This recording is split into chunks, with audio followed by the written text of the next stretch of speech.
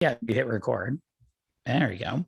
My ask would be that if you're focused on being a thought leader in sales or marketing, that you take this meeting and turn it into a LinkedIn post so that the advice that I give you or anyone else goes beyond just this conversation. That's excellent. Thank you.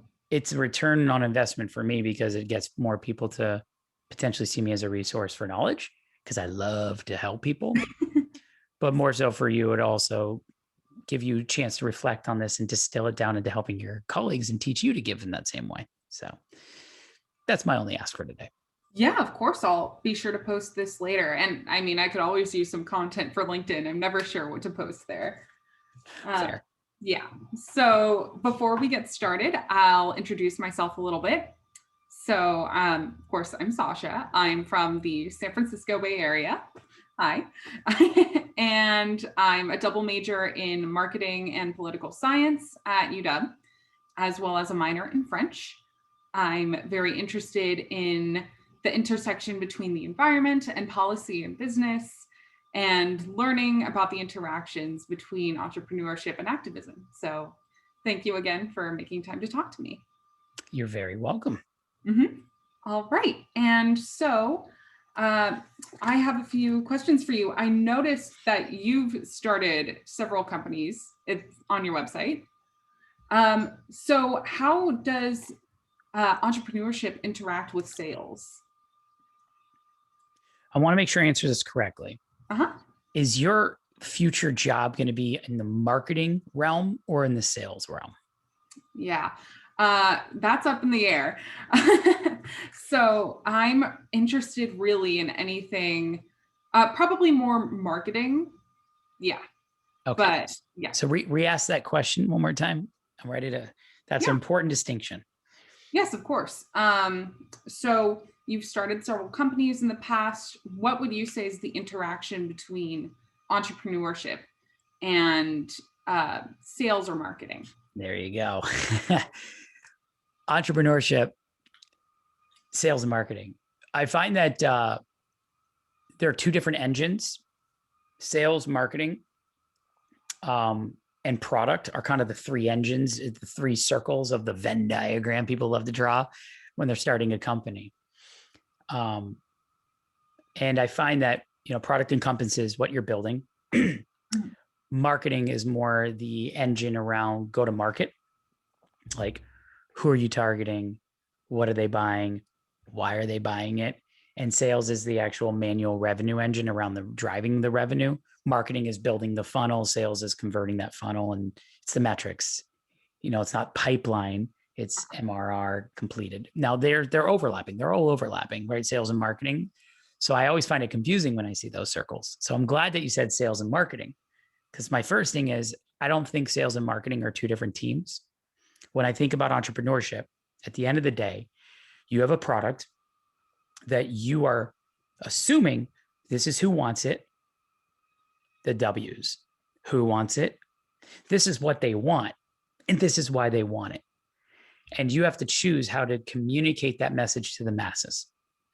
And marketing typically encompasses a more broad approach towards larger funnel, capturing ad technology investments like spending on Google, spending on user focus groups in congruence with the product team to make sure, are we building what they're saying? Is the messaging landing? There's a lot of articles you can read on go-to-market strategies and frameworks. I think entrepreneurship, what's really cool is that never stops. So when you start a company and now you're at 5 million in revenue, 10 million in revenue, that engine of do we have the right thing, tweaking it, you're always on the hook to feel like an entrepreneur and making sure you're always looking at it from a fresh lens, because the markets are always shifting. There's always going to be new competitors. And so I always find it interesting, no matter how big you are, when you started at a startup, you're always going to feel like you're a startup. If you join a company, start putting on your entrepreneurship lens to say, if I want to get ahead in my career, what's not working about this that could be working better? I know it's a lot of like hyperbole here. Oh, no worries. That's helpful. But I would say the sales side is different. The sales side is once you think you've understood your three W's, Dubs, right? Once you've understood your three doves, you've got to also consider the fact that how does a customer prefer to buy is all equally important. Okay. So just because you have something they want to buy, now how do they want to buy it? Mm-hmm. What price? Self-serve? Monthly? Annually? What are the things that they are buying in terms of how we're pricing it? So are we separating it out into different packages? And that's, are we going inbound, relying on marketing to attract them? Are we going outbound? Do we have to email companies? Who are our targets going to be? And that's where, again, sales and marketing are always overlapping. It's like, the role of an SDR? No, I actually don't. Sales development rep. Mm-hmm. The SDR role is the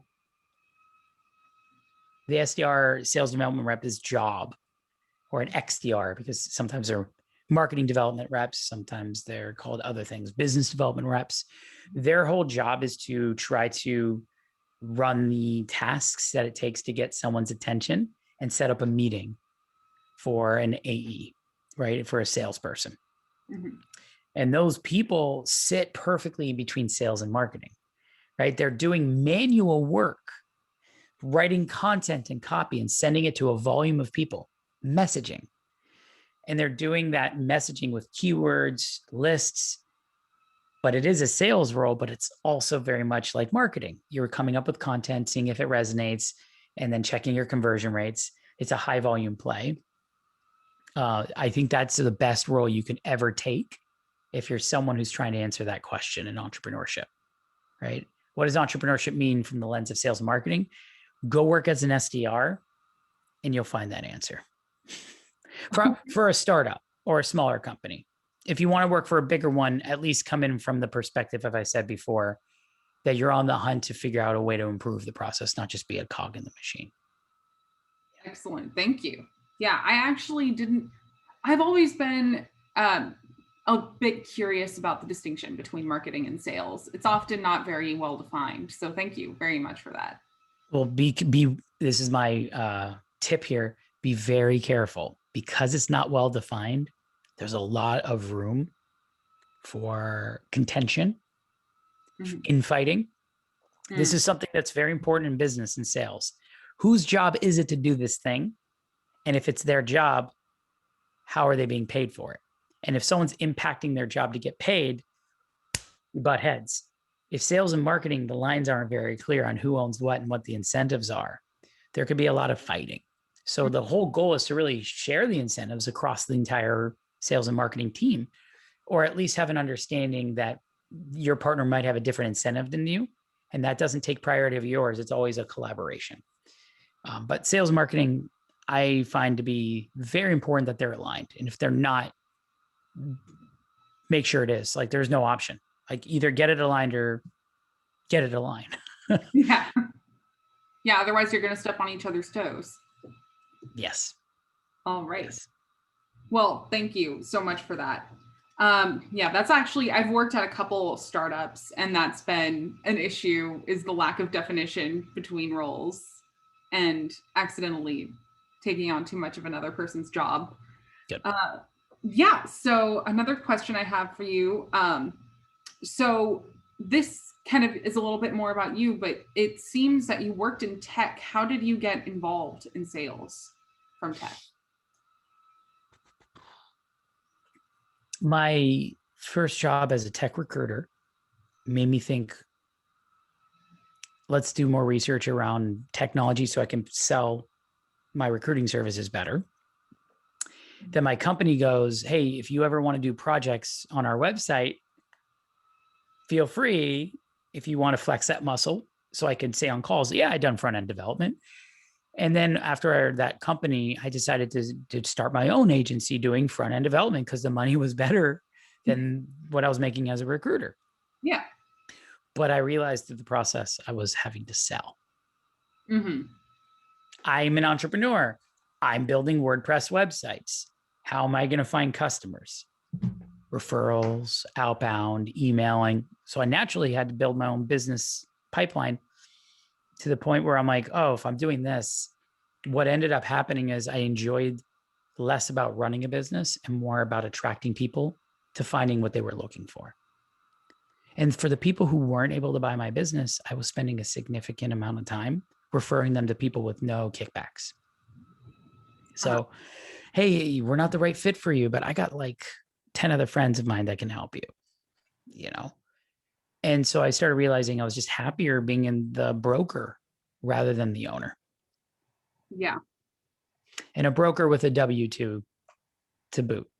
So that's why I went through a couple rounds of this. And then I finally found my home at Apptentive, where I was like, oh my God, they're focusing me to be that job, helping someone find what they're looking for, making it fun, but not on the hook to deliver. Yeah. That's a whole different part of it. It's very stressful to be the person who has to do all of those things.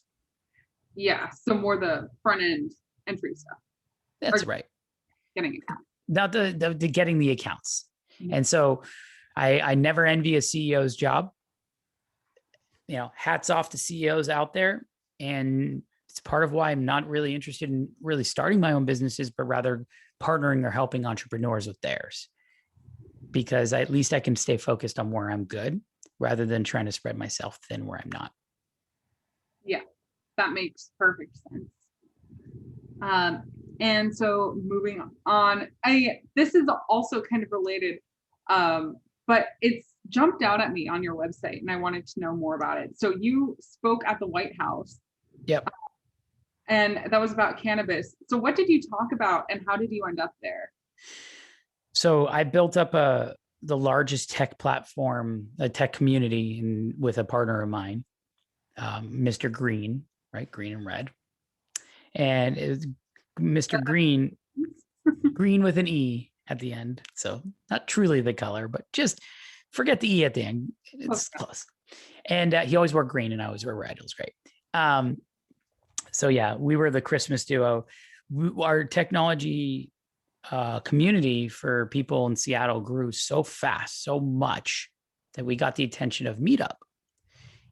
It grew so much faster than we expected that when at the time, the Obama CTO, who was previously, I think, an executive at Google, she was the CTO of the country, thought it would be in the best interest to bring out these community leaders and, you know, show off the great things that are happening in our country. So we got called in as part of that community growth. At the same time, I created a sub-community called the Cannabis Tech Meetup. So instead of the New Tech Meetup or Seattle Tech Meetup, the Cannabis Tech Meetup, and they didn't actually know about it. So I get up, they get on stage, they start pointing around the room. What do you do? And behind them was a green field. It was like corn or something. It was perfect. And so I stood up, I raised my hand, I was on C-SPAN, and I'm like, hi, I'm Red. I'm also on the New Tech, but my primary other thing is the first cannabis tech meetup in the country, focused on helping people, you know, in the cannabis community grow. And they first look like, what do we do here? How are we allowed to respond? Mm-hmm. And then right afterwards, Yahoo came up and it's like, well, we got to write about this. This is a great story. So it wasn't intentional. It was, you know, I just got lucky. Oh man, the lack of a background check. I actually asked during my background check, like, are they going to make me take a drug test? Mm-hmm. You know, are they going to see this? So I didn't mention any of those things, you know, and like, are they going to see if I'm high? Like I'm not smoking for the week before. Like I didn't do anything to compromise it. His clothes are red, but why are his eyes red too?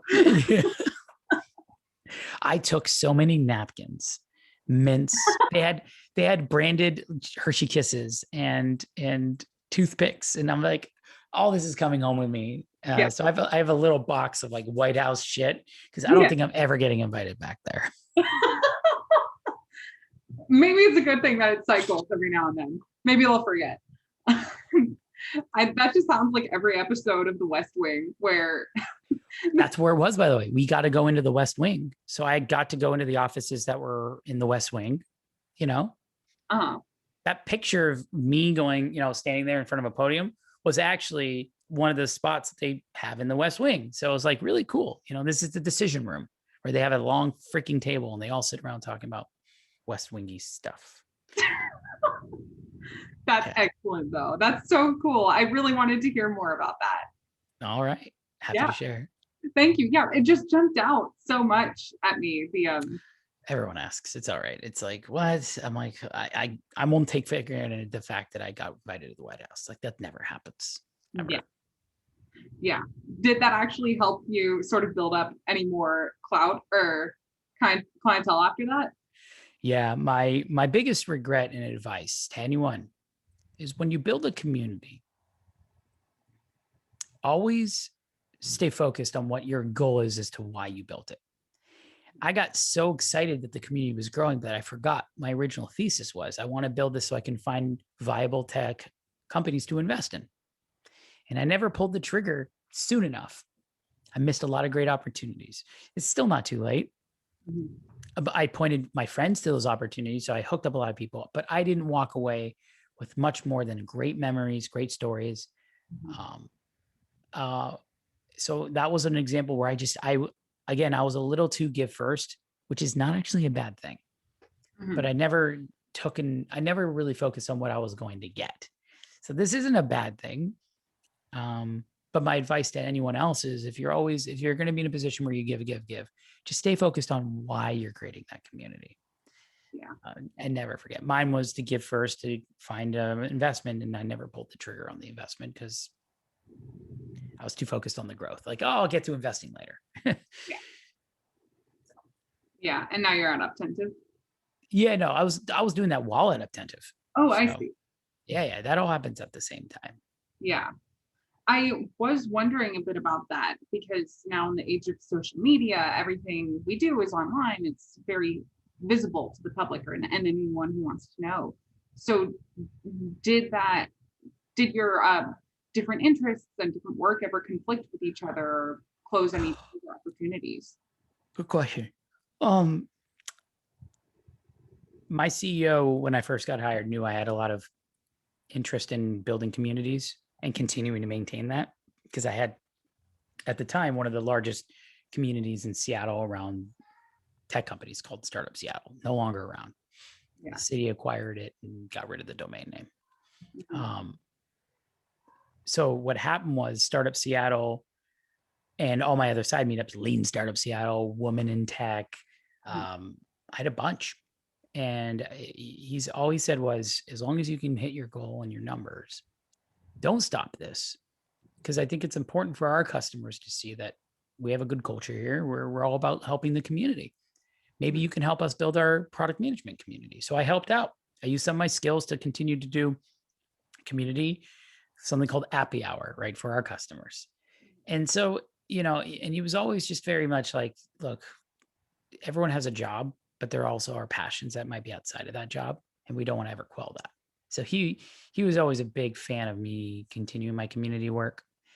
And it helped in the long term with a number of deals where that just helped attract my lead, my buyer. They're like, oh, Red, I know you. I could trust you. I'm like, we've never met before. He's like, yeah, but you have all these events I've seen. I've always wanted to go. You seem like a good guy. I'd be happy to work with you. I'm like, my clout helped skip a couple steps in the sales process. It's great. Yeah. Normally I hear more about, the different communities people are involved in conflicting with their jobs. So that's actually really exciting to hear that it created an opportunity for you. Well, that's why you always want to remember, why are you starting this community? I didn't start those to create leads. Yeah. So if I didn't start them to create leads, then the ethos of the company I work for has to match that this is a passion of mine. And is it okay that I continue to maintain these, even though this won't drive leads for the company? I see. And making sure your boss or where you work is okay with that. And you also being responsible with your time at work. If you're not meeting your company goals, they might say, then why aren't you doing the community stuff full time? But being a full-time community person as a side gig, it's not possible. Yeah. You need a way to sustain yourself. Yeah, that's right. Mhm. Excellent. Yeah. How would you recommend finding that out about a company, finding out what their ethos is? I mean, besides their website where they talk about their mission and their blog posts, blah, blah, blah, blah, blah. Yeah, a lot of those end up being repetitive. Look at the employees' Mhm. social voices. Mm, Look at leadership. What else are they doing besides their jobs? What else are they talking about? yeah. Um, some companies I follow, their new employees are all about LinkedIn, Uh-huh. consistently talking about their passions. And you'll notice that a percentage of the time it's them talking about what they do on the side. Mhm. So it's a nice window because if a new employee can say, I'm doing this thing, Yeah. that's a good sign. Like, hey, I just, I spend every Monday afternoon taking half the day off of work to help out the local homeless shelter. Yeah. I'm so happy I can work at a company where that is okay.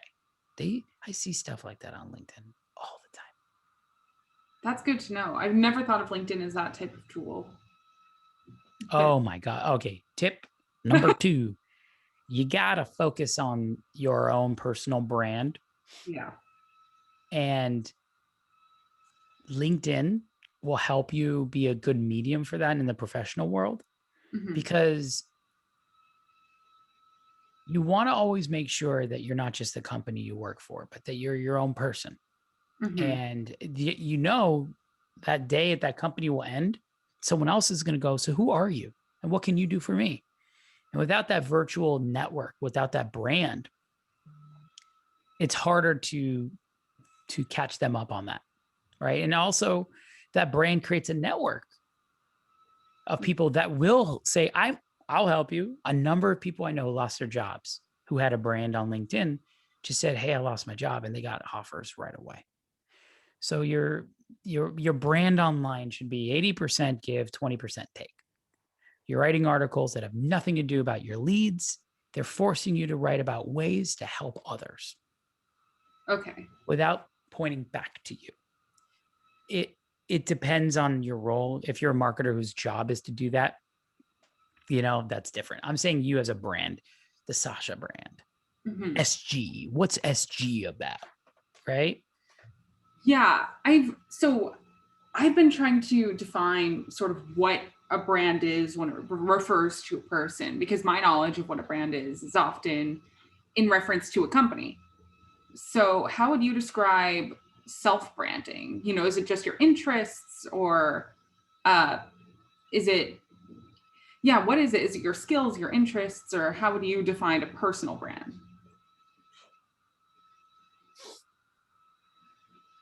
I think brand, and I've never taken a class on branding, so I have to apologize. Mhm. Branding to me is, what do I want to attract? Uh-huh. What do I want people to see when they look at me on the internet? And this is me. This is my brand. It's so obvious. Yeah. I chose to go with a red as a person, as my brand. Hmm. What I put out there, how do I get people to go, I get it? It's very hard. It's very difficult because you change and your priorities change over time. So for me, I haven't quite figured it out yet, other than to say I've successfully branded myself as a color, Yeah. and successfully done it in a way where anytime I need to open a door, it opens. Yeah. I've created a brand of door opening. Hmm. If someone else needs me to help them open a door, I can open it. If I need to open a door, I can open it. I started doing that 10 years ago by creating a network of people I've helped that now I'll remember Red gave to me. In the event that ever Red needs something, I trust that brand to say, I would like to give back to you now. but I never did it to get. I did it to give. Giving always gets. Never forget that, you know? They both start with the letter G. It's two ways, you know, give and get. And so I think to answer your original question about the brand, what is your goal? That brand better align with that goal or help people remember that they will do this thing that will align with that goal. Did I do an okay job of mapping to what you've understood as a brand? You've taken classes in this, so I'm somewhat vulnerable here. No, it's helpful because professors always refer to branding yourself, but they never explain what they mean by that in reference to a person as opposed to a company. So that's actually very helpful. Well, what's your goal? Yeah, I guess that's also the thing, is defining that, because like you said, your interests change, what you want to do changes. And as I mentioned before, I'm always a little afraid of digging too deep into one thing only to find that closes doors rather than opens them. I'm very interested in things that tend to be political or not necessarily divisive, but things I've been warned can be divisive. So things like the environment or women's rights. I'm very passionate about those. And yeah, that's good. I do worry about that becoming about investing too much in that and ending up closing doors rather than opening them. So my brand, now thank you for telling me that. My exercise when I started my brand, connector. Mm-hmm. I was the conduit. I was always the connector. I didn't solve the problem. I connected them to something I learned from someone else or a book or my own experiences that solved it. It's not me. It's an experience I gave them. A technology I know about, a friend I know about, an investor. I was just always the connector. Like I was at Best Buy. Someone's having trouble. I could see trying to find the right router. I always stepped up and said, hey, can I help you? I don't work here. To the point where everyone started going, hey, do you work here? Because you're helping these people. And I'm like, no. And they're like, but connector was my brand. Yeah. To be a connector, you need every door open, or at least enough to solve someone else's problems. Mm-hmm. Sometimes I can't solve a problem and I say I can't. And they go, that's okay. You're honest about the fact that you couldn't connect. Yeah. That door remained open with that person. Mm-hmm. So you just reminded me what my brand was. I haven't done a brand audit in so long because it's kind of like muscle memory. Yeah. But it's broad enough that it's perfect for sales. I love connecting people with what they're looking for and making it fun. That's my brand. And when you connect these people through professional relations, did you meet these people through your job and then say, oh, I can't solve this for you with my company, but I know, you mentioned that before, but I know somebody else who doesn't get feedback then. So that's what you mean. Exactly. Okay. Every time I meet someone, and I'm going to find a way to help them. Yeah. And how do you keep those connections open? Good branding online means consistent content where you feel like they will be happy to see it and engage. Comments, right? When you see comments on LinkedIn, that's a score, not because you got a comment. It's because you gave that person a moment another day. They go, Red, yes. And then you respond to their comment. You just check in, just a little hi. Mm-hmm. Every year, wish them a happy birthday. If there's someone that's a little closer to you. Never fake it though. Like, yeah. My brand never got to a place where I automated thank yous.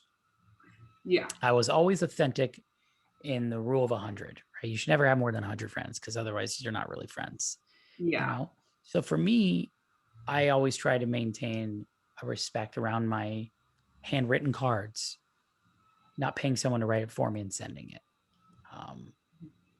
Sending gifts if gifts are owed or due, or just, but I give this advice to someone else, Sasha. There's the long game of relationships where you help them today and you expect nothing in return.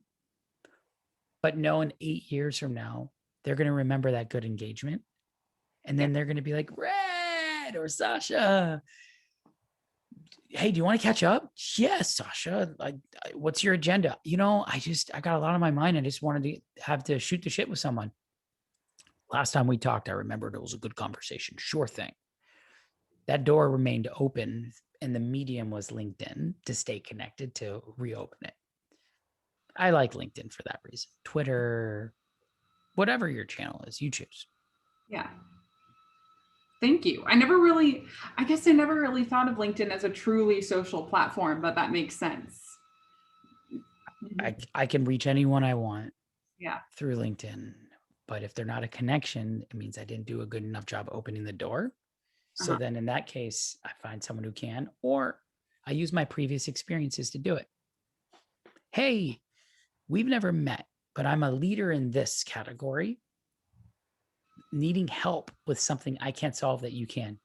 Would you be open to having a convo? Like my advice for mentorship. Just being vulnerable, but showing them you are worthy of their advice, because I've had enough experiences in that certain key area that I'd like them to weigh in. Excellent. Thank you. I think I've run over time a little bit. Okay.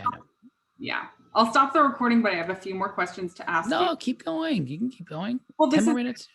Okay. First is, this is more, what's the word? Homekeeping. That's the word. Housekeeping. That. Would you be open to having a follow-up meeting? Yes. Okay. Also, if you do write an article, send it to me before you post it, just so I can make sure nothing was misconstrued. But of course, yes, yeah. I'm probably I didn't even think about that, but of course, if I write something, I will of course clear it with you. Yeah. Would this time next week work for you?